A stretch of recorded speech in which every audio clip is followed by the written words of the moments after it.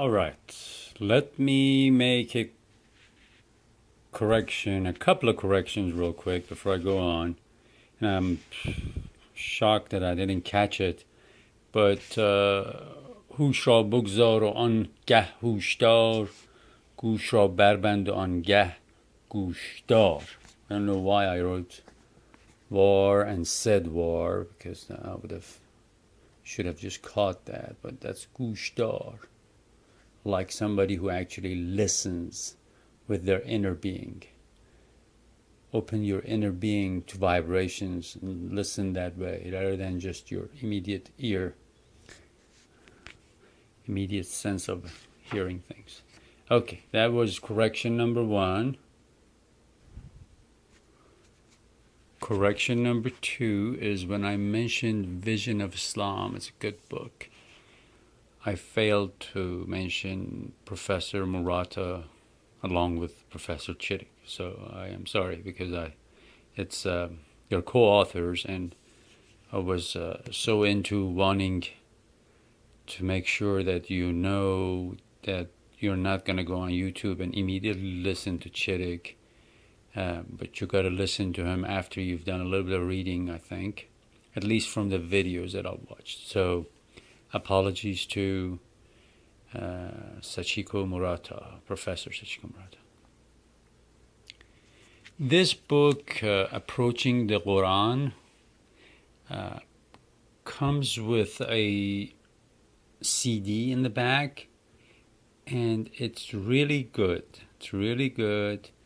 It's introduced and translated by Michael Sells. And I have the copy for you, so you can actually access these later on when I'll leave them for you.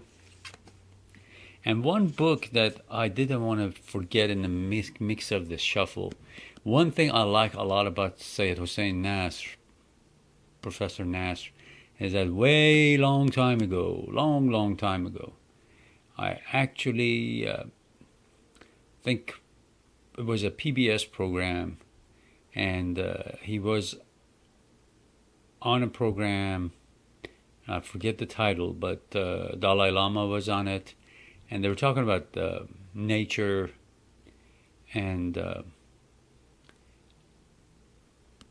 I got this book immediately and read it, and he's been actually talking about nature and our responsibility to nature for a long time, and he was not paid attention to like he should have been. So right on, Professor Nasr. In that aspect, you're way ahead of your time. Okay, now I know you've seen this before. I know we talked about it a little while ago, but since I was talking about religion, and I am not going to overemphasize what I think about reading these things.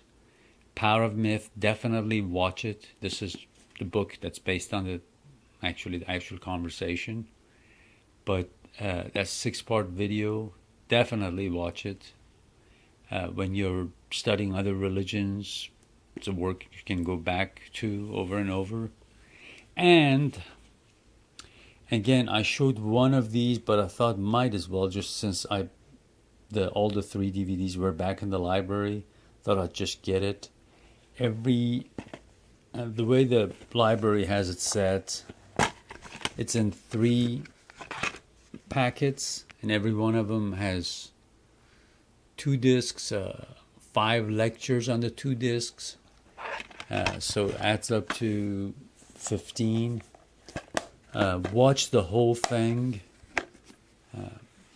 and my take on it is that you need to watch the whole thing and go back to it again, watch the whole thing again and again if you like, because as one would expect, it's a series of lectures, and Joseph Campbell Foundation has put it together, so there are things that possibly he could have said in lecture 1, but it's covered somewhere else, so you'll make the connection.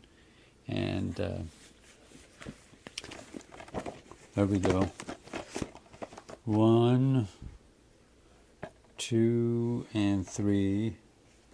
2 is on the Eastern tradition. 3 is on the Western tradition.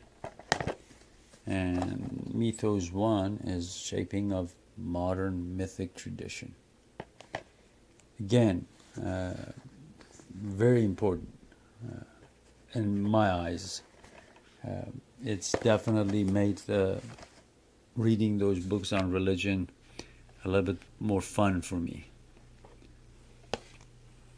And this one, again, it's another documentary by Michael Wood, In Search of Myths and Heroes.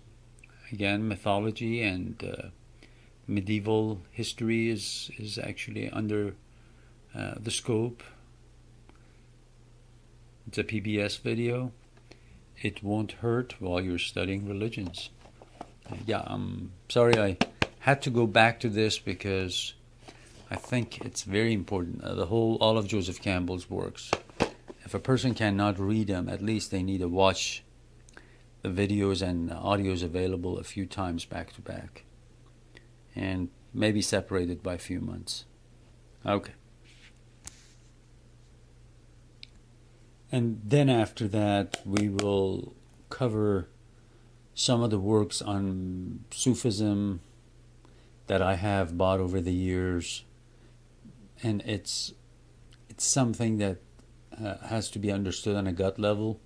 So it's not something that any human being can give another person a recipe to. So I hope I can leave some suggestions for you, and then the rest of it is your undertaking.